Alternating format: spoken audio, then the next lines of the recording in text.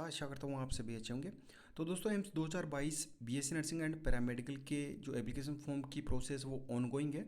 तो काफ़ी सारे कैंडिडेट हैं जिनके बेसिक रजिस्ट्रेशन से रिलेटेड, आरयूसी से रिलेटेड और फाइनल रजिस्ट्रेशन से रिलेटेड डाउट हैं। तो इस वीडियो में हम चर्चा करेंगे कि क्या आज आपकी लास्ट डेट है और कौन सी प्रोसेस की लास्ट डेट है, साथ ही अभी जो करेक्शन विंडो है जिन कैंडिडेट की मिस्टेक हो रखी है, तो करेक्शन विंडो बेसिक रजिस्ट्रेशन की कब ओपन होगी। तो सारी जानकारी आपको इस वीडियो में मिलेगी। वीडियो को शुरू से अंत तक जरूर देखिए। अगर हमारे चैनल पर नए हैं, चैनल को सब्सक्राइब करिए, बेल आइकन को दबाइए, इससे कि आने वाले वीडियोज़ का नोटिफिकेशन आपको मिल सके। और दोस्तों एम्स 2022 की मैंने प्लेलिस्ट बना रखी है जिसमें ऑलमोस्ट आपके सारे डाउट्स क्लियर कर रखे हैं। तो जो कैंडिडेट वीडियो कंप्लीट नहीं देखते हैं फिर दूसरे वीडियो पे जाके आप कमेंट करते हैं, तो मैं ये मानता हूँ कि आपने वीडियोस कंप्लीट नहीं देखे हैं। तो आपसे एक विनती है, रिक्वेस्ट है कि आप एम्स 2022 की प्लेलिस्ट में जाके जो भी वीडियोस हैं आप वो पूरा ज़रूर देखिए।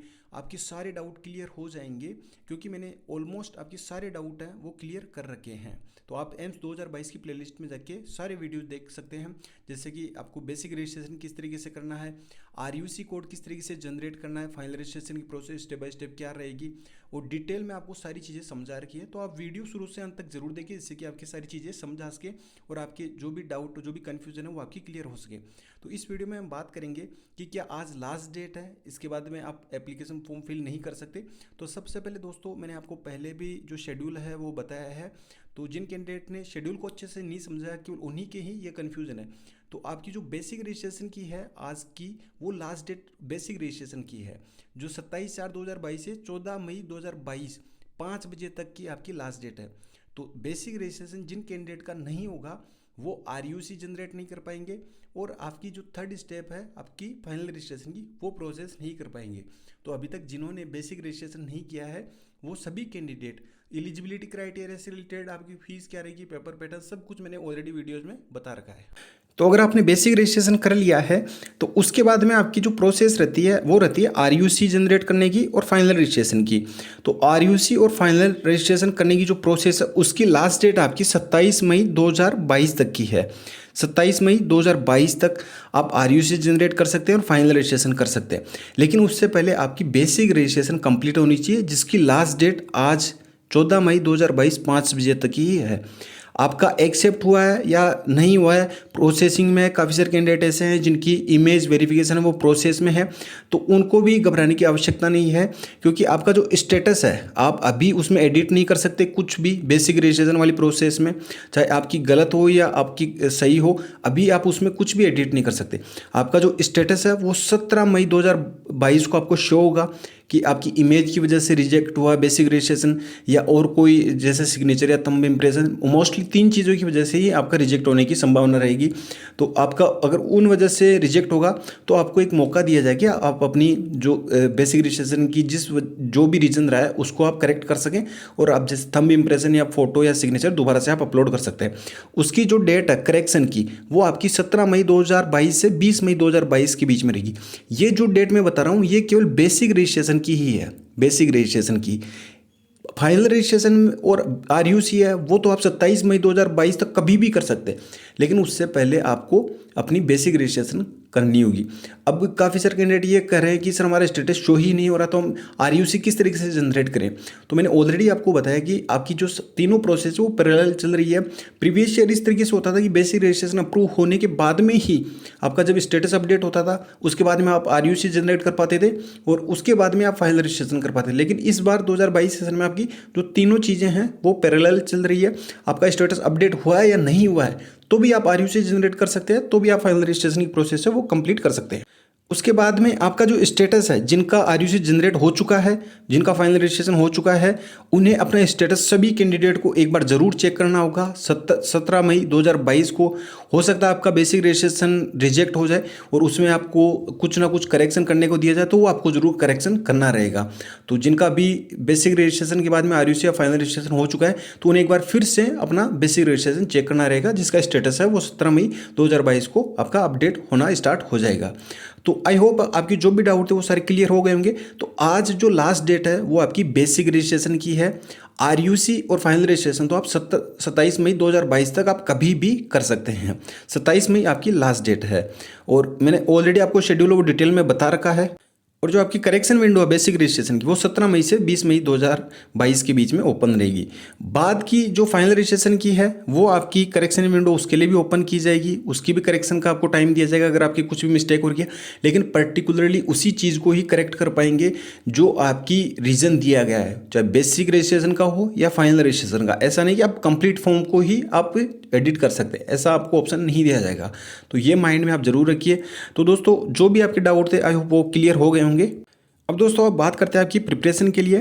तो प्रिपरेशन के लिए दोस्तों मैंने डिस्क्रिप्शन बॉक्स में सारा कंप्लीट स्टडी मटेरियल आपको प्रोवाइड करवा रखा है, चाहे आपकी प्रीवियस ईयर क्वेश्चन पेपर हो, आपकी ऑब्जेक्टिव ई बुक हो, थ्योरी बेस्ड ई बुक हो, वो मॉक टेस्ट पेपर हो, जो भी कैंडिडेट जिस भी स्टडी मटेरियल को अवेल करना चाहते हैं डिस्क्रिप्शन बॉक्स में लिंक दिया गया है, उसके माध्यम से अवेल कर सकते हैं। सभी की प्रोसेस बिल्कुल सेम है, लेकिन अगर मैं मेरी बताऊँ कि आप कौन सी स्ट्रेटजी अपना के अपना सिलेक्शन सुनिश्चित कर सकते हैं, बाकी आप फालतू की चीज़ों पर ध्यान ना दें, तो सबसे इंपॉर्टेंट है आपके लिए ऑब्जेक्टिव। आप जितनी ज़्यादा क्वेश्चन प्रैक्टिस करेंगे उतना ही आपके लिए फायदा रहेगा, क्योंकि आपके पास में जो टाइम है वो बिल्कुल कम बचा है। काफ़ी सारे ऐसे कैंडिडेट हैं जिन्होंने कुछ कोर्सेज परचेज किए हैं, अब उनको रिग्रेट फील हो रहा है कि सर हमारा इस तरीके से तो सिलेबस ही कंप्लीट नहीं हो पाएगा।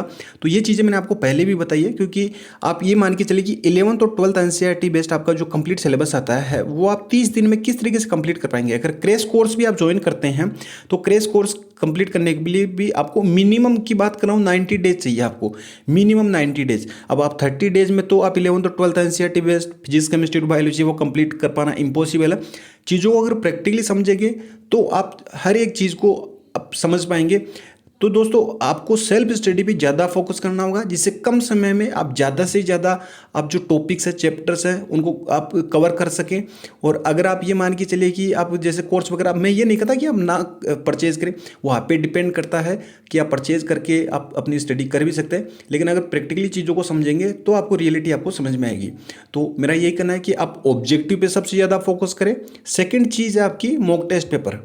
मॉक टेस्ट पेपर आप जो 30 डेज का आपके पास में टाइम बचा है, उस टाइम ड्यूरेशन में आप केवल यही चीज़ें कवर कर पाएंगे। तो आप इतने कम समय में कम से कम अगर इन चीज़ों को भी कवर कर लेते हैं तो मैं 100% आपको श्योरिटी के साथ कहता हूं कि आप अपना सिलेक्शन है वो निकाल ले जाएंगे। अदरवाइज आप इधर उधर की चीज़ों पे आप फोकस करते रहेंगे तो आपकी सीट है वो कोई और ले जाएगा। आप ऑब्जेक्टिव जितनी ज़्यादा प्रैक्टिस करेंगे उतना ही ज़्यादा अच्छा स्कोर गेन कर पाएंगे। और साथ आप मॉक टेस्ट पेपर पैरेलली अगर आप देते रहेंगे तो आपको ये भी लगता रहेगा कि कौन सा टॉपिक आपका वीक है, तो पर्टिकुलरली आप केवल उसी टॉपिक पे फोकस करेंगे। आपको पूरी थ्योरी रीड करने की आवश्यकता नहीं है, आपको एक एक या दो दो घंटे केवल एक ही चैप्टर पे या जो माइनर सा टॉपिक होता है उस पर फोकस करने की आवश्यकता नहीं है।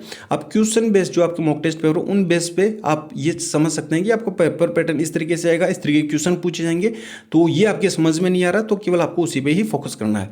तो दोस्तों मैंने डिस्क्रिप्शन बॉक्स में ऑब्जेक्टिव ई बुक भी प्रोवाइड करवा रखी है और साथ ही मॉक टेस्ट पेपर भी अवेलेबल करवा रखे हैं। सभी की प्रोसेस बिल्कुल सेम है अवेल करने के लिए। ऑब्जेक्टिव ई बुक है, हिंदी मीडियम के लिए सेपरेट लिंक दे रखा है, इंग्लिश मीडियम के लिए सेपरेट लिंक दे रखा है। 3-in-1 बुक आपकी एनसीईआरटी बेस्ड 11th और 12th बेस्ड जो आपका फिजिक्स केमिस्ट्री और बायोलॉजी का कंप्लीट सिलेबस ये ई बुक्स है वो कवर करती है। तो अगर इंग्लिश मीडियम के कैंडिडेट तो इंग्लिश की ई बुक अवेल कर सकते हैं, हिंदी मीडियम वाले हिंदी की बुक है वो अवेल कर सकते हैं। इसमें आपको chapter wise easy medium difficult तीनों लेवल के क्वेश्चन देखने को मिलेंगे। सपोज दैट कि आपके इजी टू मीडियम लेवल का अगर पेपर आता है तो वो सारे क्वेश्चन आपके इन्हीं में से कवर हो जाएंगे। अवेल किस तरीके से कर सकते हैं, डिस्क्रिप्शन बॉक्स में लिंक दिया गया, उस पर आपको क्लिक करना है। जैसे ही क्लिक करेंगे इस तरीके से इंटरफेस आएगा। इसमें बाय नाउ पे आपको सिंपली क्लिक कर देना है। जैसे बाय नाउ पे क्लिक करेंगे आपको अपनी डिटेल्स फिल करनी है, जैसे कि आपको अपना नाम, अपनी एक्टिव मेल आईडी, अपनी कॉन्टैक्ट डिटेल्स और नेक्स्ट पे क्लिक कर देना है। जैसे नेक्स्ट पे करेंगे पेमेंट के लिए पूछा जाएगा। आप फोन पे, Paytm, debit card, credit card, net banking किसी भी मोड से पेमेंट कर सकते हैं। पेमेंट कन्फर्मेशन के बाद में आपको डाउनलोड फाइल का ऑप्शन आएगा, वहाँ से आप अपनी ई बुक को डाउनलोड कर सकते हैं। अगर वहाँ से डाउनलोड नहीं कर पाते हैं तो जो आपने ईमेल आईडी यहाँ पे फिल की है यहाँ पे भी आपको डाउनलोड फाइल का लिंक जाएगा, वहाँ से आप अपनी ई बुक को डाउनलोड कर सकते हैं। प्रीवियस ईयर क्वेश्चन पेपर भी प्रोवाइड करवा रखे हैं, तो आपको हर तरफ से अपनी जो फोकस है वो करना रहेगा। और ये टाइम आपके लिए सबसे इंपॉर्टेंट है, एक एक सेकंड, एक एक मिनट आपके लिए इंपॉर्टेंट है। मॉक टेस्ट पेपर भी इसी तरीके से अवेल कर सकते हैं। डिस्क्रिप्शन बॉक्स में लिंक दिया गया है। 10 मॉक टेस्ट पेपर सेट है और 5 सेट हिंदी मीडियम कैंडिडेट के लिए है। तो हिंदी मीडियम वाले कैंडिडेट भी मॉक टेस्ट पेपर जरूर अवेल करें। और जैसे ही आप फाइल डाउनलोड करेंगे मॉक टेस्ट पेपर की, उसमें सारे मॉक टेस्ट पेपर के लिंक दिए गए हैं। जो भी मॉक टेस्ट देना हो उसके लिंक को कॉपी करके अपने ब्राउजर में पेस्ट करना, आपका मॉक टेस्ट पेपर है वो स्टार्ट हो जाएगा। कोई भी डाउट हो, कोई भी इशू मुझे कमेंट बॉक्स में पूछ सकते हैं। इंस्टाग्राम फॉलो करके वहाँ से भी जानकारी ले सकते हैं, या मेरी जो पर्सनल टेलीग्राम आईडी है @SC0007, ये इस पर मुझे मैसेज करके भी जानकारी ले सकते हैं। तो दोस्तों फिलहाल के लिए ये अपडेट थी, मिलते हैं नेक्स्ट वीडियो में नेक्स्ट अपडेट के साथ में। धन्यवाद, जय हिंद, जय भारत।